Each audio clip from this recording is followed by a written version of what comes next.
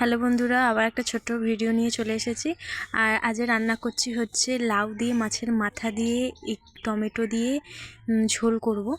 আর লাউ অনেকে খেতে চায় না, কিন্তু লাউ আমার ভীষণ ভালো লাগে। আর লাউ তো গরমকালের জন্য খুবই উপকারী, লাউ পেট ঠান্ডা করে।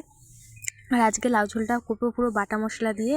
বাটা মশলার মধ্যে আদা, জিরে, রসুন আর শুকনো লঙ্কা বেটে রেখেছিলাম, ওইটা দিয়ে লাউ ঝোল করবো মাছের কাটাপোনা মাছের মাথা দিয়ে। আর আজকে দেখো নিম পাতা কিনে নিয়ে এসেছিলাম, কিন্তু দুর্ভাগ্যবশত আজ নিম পাতা খেতে নেই, বৃহস্পতিবার, অনেকে বারণ করছে, তাই নিম পাতাটা করলাম না আজকে। থাক, কালকে করব। আর ওই জন্য একটু লাউ ঝোল মাছের মাথা দিয়ে করব আর মাছের ঝাল করব। আর নালে ভেবেছিলাম একটু নিম পাতা বেগুন করব, কিন্তু আজকে যেহেতু খেতে নেই, তো পাতাগুলো ছিঁড়েও আবার প্যাকেটের মধ্যে রেখে দিয়েছি। আর মাছের ঝালটাও করবো এই একই মশলা দিয়ে, লঙ্কা, রসুন, জিরে, আদা বাটা দিয়ে। বাটা মশলার তরকারি খেতে তো ভীষণ ভালো লাগে। আর দেখো এখানে জল ঢেলে দিয়েছি লাউ ঝোলেতে। লাউটা সেদ্ধ হোক, আলুটা আর লাউটা সেদ্ধ হোক, ততক্ষণ চাপা দিয়ে দেবো।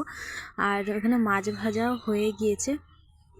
আর আজকে আমি যেহেতু কাজে যাইনি, ওই জন্য সকাল সকাল রান্না করে নিচ্ছি, আজ এতটা তাড়া নেই।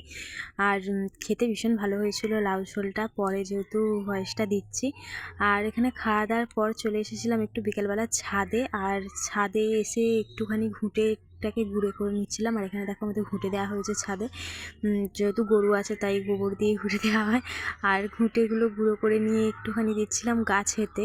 আগের দিন দেখলে যে গাছে জল দিয়ে এসেছিলাম, কিন্তু একটু গাছগুলো যদি সার দিই না, বেশ ভালো গাছগুলো হবে, বাড়বে। ওই জন্য একটুখানি ঘুঁটে গুঁড়ে দিয়ে দিচ্ছিলাম। আর আজকে জল দেবো না, যেহেতু কালকে অনেকটা জল দিয়েছি, এখনও মাটিগুলো ভিজে ভিজে আছে, তাই আজ একটুখানি ঘুঁটেটাকে গুঁড়িয়ে দিয়ে দিলাম।